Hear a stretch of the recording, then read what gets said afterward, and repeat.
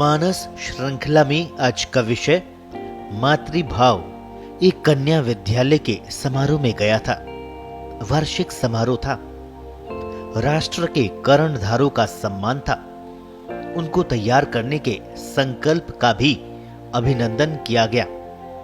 शुरू में गुरु वंदना से ही कार्यक्रम की भूमिका बनाई गई थी। कुछ छात्राओं ने माइक पर गुरुर ब्रह्मा गुरु विष्णु गुरुदेवो महेश्वर गाया। मैं सोच रहा था कि क्या इनमें से किसी को भी ब्रह्मा विष्णु महेश के स्वरूप का ज्ञान भी कराया जाता है।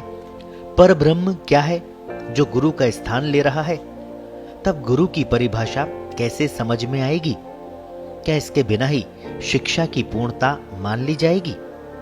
शिक्षा शब्द को कभी भी एजुकेशन से नहीं समझाया जा सकता। शिक्षा का केंद्र व्यक्ति होता है। एजुकेशन के केंद्र में विषय रहते हैं। वहां आदमी की कोई चर्चा नहीं होती, जबकि शिक्षा में संपूर्ण व्यक्तित्व का विकास होता है। जीवन में संघर्ष करने की क्षमता पैदा की जाती है। हमारे शास्त्र कहते हैं कि मानव जीवन दुर्लभ है, इसमें ही नर से नारायण बन जाने की क्षमता है। शिक्षा का लक्ष्य व्यक्ति में यह क्षमता पैदा करना है। एजुकेशन में यह संभव नहीं है। हम समझ सकते हैं कि जीवन में शिक्षा की अनिवार्यता क्यों है। यह अनिवार्यता अन्य लोगों के लिए तो नहीं है, क्योंकि वे भोग योनियां हैं। वे अपने जीवन को लक्षित नहीं कर सकते। मनुष्य का जीवन लक्षित होता है। इसके बिना वह भी पशु के समान ही जीवन व्यतीत करेगा। यदि मेरे सामने कोई लक्ष्य नहीं है तो मार्ग कैसे तय करूंगा यात्रा का? पूरी उम्र बीत तो जाएगी, किंतु पहुंच कभी भी नहीं पाऊंगा। प्रवाह पतित तो हो सकता हूं। क्या ये तथ्य शिक्षा के केंद्र में नहीं रहना चाहिए? इसके अभाव में शिक्षा ही एजुकेशन बन जाती है। स्कूल कॉलेजों में फैक्ट्रियों की तरह एक जैसा माल तैयार होता है। प्रकृति ने किसी को भी किसी अन्य जैसा नहीं बनाया, अद्वितीय बनाया है हर एक को। हर एक में कोई ना कोई तो विशेषता है।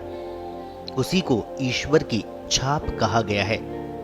अद्वितीय होने का एक अन्य कारण स्वामी गुरवानंद जी देते हैं कि प्रत्येक पुरुष के शुक्र में से 70,86,000 शुक्राणु निकलते हैं, जबकि स्त्री डिंब को केवल एक की ही आवश्यकता रहती है। ईश्वर उस समूह में से केवल एक को चुनकर पैदा होने का, इस संसार में अवतरित होने का अवसर देता है। शेष को मरना पड़ता है। आप ही ईश्वर को प्रिय लगे।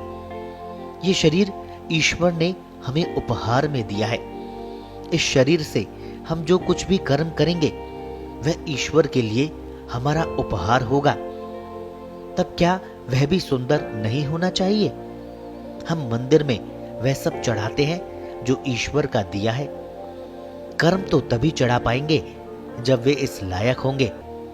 शिक्षा में तो ये दृष्टिकोण पूर्णतः समाहित रहता है। प्रत्येक गुरु शिक्षा की शुरुआत यहीं से करता है। आज तो धर्म निरपेक्षता के नाम पर ऐसा कुछ भी पुस्तकों में हो ही नहीं सकता। कानून बनाने वालों ने तो संविधान से सभी धार्मिक कहे जाने वाली विरासत को भी निकाल दिया है। गुरु हमें प्रकृति पुरुष का ज्ञान देता है। माता पिता द्वारा दिए गए शरीर के साथ प्रकृति दत्त जीवात्मा का बोध कराता है। दोनों का समन्वय करना सिखाता है। हम कह सकते हैं कि एजुकेशन शरीर मन बुद्धि तक सीमित रहती है। औसत अध्यापक तो मन के धरातल को भी नहीं समझ पाता। अध्यापिकाओं की हालत और भी बुरी है। नर नारी के बारे में देह भेद के अलावा उनको भी कुछ नहीं आता। उनको तो बस एक ही शिकायत है कि उनको पुरुषों के बराबर का दर्जा नहीं मिलता। पुरुष प्रधान समाज उनको आगे बढ़ने ही नहीं देता, जबकि नई पीढ़ी में लड़के लड़की की समान शिक्षा, अवसर की समानता से वे संतुष्ट भी हैं। किंतु समानता का अर्थ केवल इतना ही है कि जो कुछ लड़के को सिखाया जाता है वह सारी लड़कियों को भी पढ़ाया जा रहा है। उनका खान पान, पहनावा, आने जाने की स्वतंत्रता भी लड़कों जैसी ही है। किसी भी शिक्षिका को इस तथ्य की जानकारी ही नहीं है कि इस बराबरी की होड़ ने ही उनके वर्चस्व को समाप्त कर दिया है। जो कुछ वे जन्म के साथ लेकर पैदा हुई थी वे सब इस शिक्षा बल्कि एजुकेशन ने छीन ली। आज शिक्षित नारी माया का दैविक स्वरूप प्रकट नहीं करती, जिसके 8-10 हाथ हो, जिसको असुर दलन के लिए भेजा जा सके, जो संसार में अवतरित होने वाले जीवात्मा की गुरु बन सके, जो पति के हृदय में स्वयं को प्रतिष्ठित करके उसे नारायण बना सके। आज विश्व में मानव समाज के दोनों अंग नर नारी एक दूसरे के पूरक नहीं रह गए हैं, प्रतिस्पर्धी हो गए। जीवन में सुख आएगा किधर से? शिक्षा ने सारे द्वार ही बंद कर दिए। नारियों ने बिगुल बजा दिया नर समाज के विरुद्ध। पुरुष प्रधान समाज कहकर स्वयं को पुरुष भाव से बाहर कर लिया, जबकि उनकी संज्ञा भी तो पुरुष ही है। ये तथ्य भी तो गौण हो गया कि दोनों ही आधे पुरुष आधे स्त्री हैं। उधर पुरुषों ने शास्त्रों से नारी को भी पुरुष परिभाषा से बाहर कर दिया। आज की शिक्षा देह पर केंद्रित होकर रह गई। बुद्धि का अहंकार सर्वत्र हावी हो गया।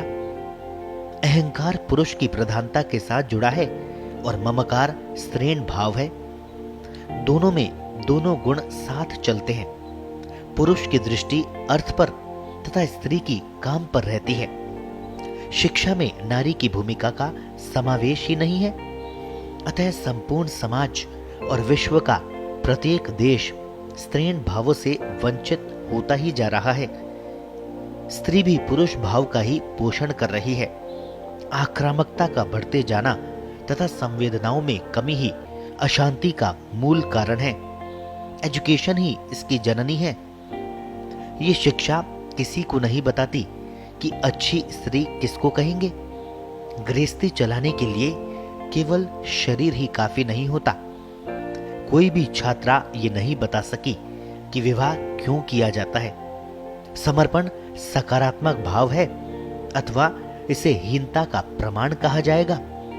क्या किसी की माता उनको मातृत्व, जन्म, पुनर्जन्म, संस्कार, गर्भ पालन, प्रसव अथवा नवजात के लालन पालन की चर्चा करती है? तब क्या वह जीवन में नारी की भूमिका के लिए तैयार हो रही है? कन्या विद्यालय के अलग होने का प्रयोजन क्या कुछ साल लड़कों से दूर रखना ही है? नारी सृष्टा है, दृष्टा है, किंतु श्रेण भाव के निकलते ही वह भ्रष्टा हो जाएगी। उसके भीतर कुछ बचता ही नहीं जिसे ढका जा सके। पौरुष भाव से लज्जा भी बहुत पीछे छूट जाती है।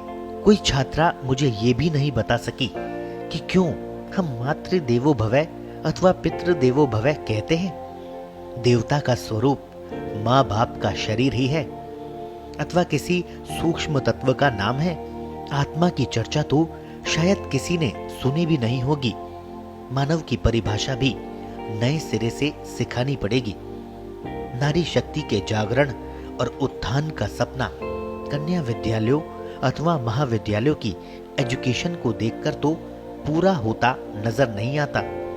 मेरा तो ये निश्चित मत है कि अक्षर ज्ञान भी तब तक लाभकारी नहीं होगा जब तक हम ये तय नहीं करेंगे कि पढ़ाना क्या है। सांप्रदायिक और धार्मिक संकीर्णता ने आज भीतर शिक्षा के भी उतने टुकड़े कर दिए जितने बाहर में आरक्षण ने किए हैं। धार्मिक कट्टरता के आगे कोई स्वयं को इंसान ही मानने को तैयार नहीं है।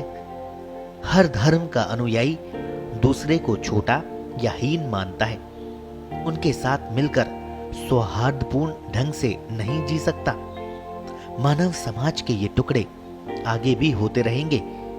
लोग दूसरों को अपने स्वार्थों के लिए आहत करते ही रहेंगे। विश्व में शांति भी लौटेगी नहीं जब तक मां के रूप में इंसान का पहला गुरु नहीं लौटेगा। संस्कारों का कोई स्वागत नहीं करेगा।